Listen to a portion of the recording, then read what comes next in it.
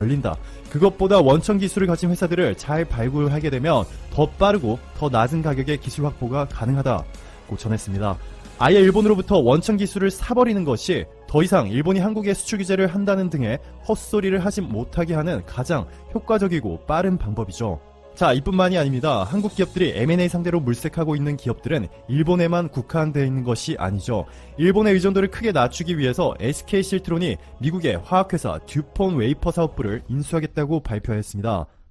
반도체를 만들 때 가장 기본적인 소재가 바로 웨이퍼인데요. 현재 일본 기업들의 글로벌 실리콘 웨이퍼 점유율이 50%를 넘습니다.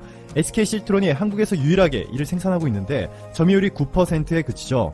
그런데 이번에 5,400억 원을 미국 기업에 주고 웨이퍼 사업부를 사기로 하면서 앞으로 시장 판도가 완전히 바뀔 것 같습니다. 미국의 듀폰이 보유한 웨이퍼 기술은 현재 사용되고 있는 이 실리콘 웨이퍼보다 높은 온도와 높은 전압에서 견딜 수 있고 효율이 높은 실리콘 카바이드 웨이퍼라는 것인데 하이브리드 자동차, 완전 전기차, 태양광 인버터 등의 분야에서 수요가 급증할 것으로 예상되고 있습니다. SK 실트론이 미국 듀폰의 실리콘 카바이드 웨이퍼를 현재 사용 중인 실리콘 웨이퍼 수준으로만 단가를 낮출 수 있다면 동종업계 일본 기업들은 절체절명의 위기를 맞이할 겁니다.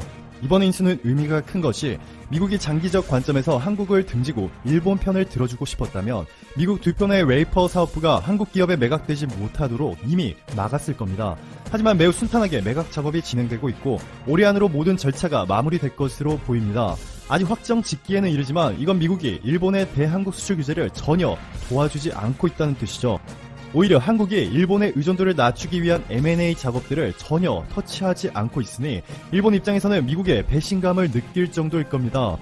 미국은 자국 기술을 해외에 뺏기기 끔찍하게 싫어하는 국가죠. 특히나 첨단 산업인 반도체에서는 더욱 까다롭게 굴고 있는데 이건 트럼프라서 그런 것이 아니라 오바마 때도 같았습니다. 그런데 이번 반도체 첨단 소재 사업부를 한국 기업이 인수하겠다는 것을 아직까지 막지 않고 있으니 일본 입장에서는 얼마나 화가 나겠습니까?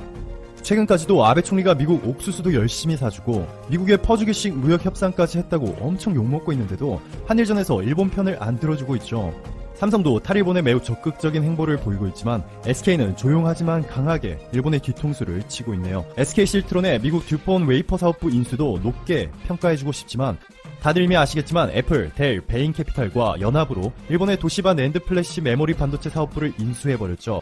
메모리 반도체에는 여러 가지가 있지만 D램과 낸드 플래시가 대표적입니다. D램은 보시다시피 삼성과 SK하이닉스가 전 세계의 시장 75% 가까이 장악하고 있고요. 낸드 플래시도 삼성과 SK하이닉스의 합산 점유율이 45%를 넘지만 일본의 도시바가 18.1%로 2위입니다. 그런데 이것마저도 SK하이닉스가 포함된 컨소시엄이 사버린 것이죠. 일본은 반도체 완성품을 포기한 것처럼 보입니다. 그냥 앞으로도 이 멋진 완성품을 제조하기 위한 재료들만 열심히 만들어야겠네요. 한국의 정부와 경제단체들도 한국 기업들의 탈일본 플랜에 매우 적극적입니다. 골드만삭스, JP모건, 모건 스탠리 등의 글로벌 투자은행들이 전문 지원단으로 참여하고 대한상공회의소, 반도체 산업협회, 코트라, 산업은행까지 참여해 자금까지 빌려주고 한국 기업들이 원천 기술을 확보한 해외 기업들을 M&A 할 수 있도록 도와주는 것이죠. 대한상인 박용만 회장은 지난 7월 이렇게 말합니다. 일본 기술을 따라잡는데 반세기가 걸린다. 해외 원천 기술을 직접 사는 방안을 검토해야 한다. 여기에 홍남기 경제부총리는 정부는 소재 부품, 장비, 산업 기술력 확보를 위해서 연구개발 및 해외 M&A에 향후 3년간 2조 7천억 원을 투자한다고 전하며 일본의 사기를 완전히 꺾어버렸습니다. 일본이 전혀 예상하지 못한 시나리오죠. 일본은 자기들이 반도체 소재 시장을 완전히 장악하고 있으니 만약 따라잡힌다 하더라도 최소 수십 년은 걸릴 것이라 생각했을 겁니다. 마지막으로 이번 영상의 주제와는 연관은 없지만 현재 영상을 시청해주고 계시는 여러분들께 시원한 소식 하나 전해드리고 영상 마무리하도록 할게요.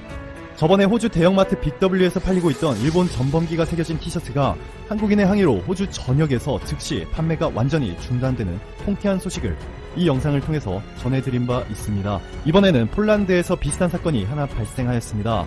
폴란드 대표 식품 가공회사인 호르텍스가 일본의 전범기가 새겨진 이 음료를 판매하고 있는 것을 폴란드에 거주하던 한국인들에 의해 발견되었고 이분들이 회사에 집단 항의 메일을 보낸 결과 바로 그 다음날부터 폴란드 회사 호르텍스가 일본 전범기가 새겨진 이 음료 생산을 완전히 중단하겠다는 결정을 하게 된 통쾌한 소식입니다. 폴란드에 계신 한국 분들은 일본의 전범기가 나치 전범기와 같은 의미인 점을 강조하였고, 다음날 호르텍스 부사장인 다비드 보로비에츠 씨로부터 이런 답변을 받게 됩니다. 이 답변의 출처는 세계일보이고 번역은 정성웅 씨가 하였다는 점 미리 알려드릴게요.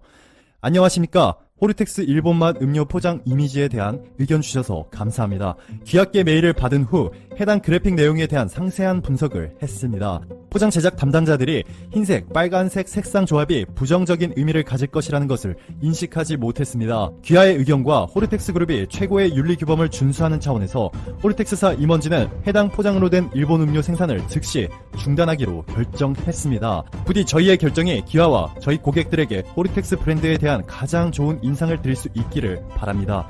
경의를 표하며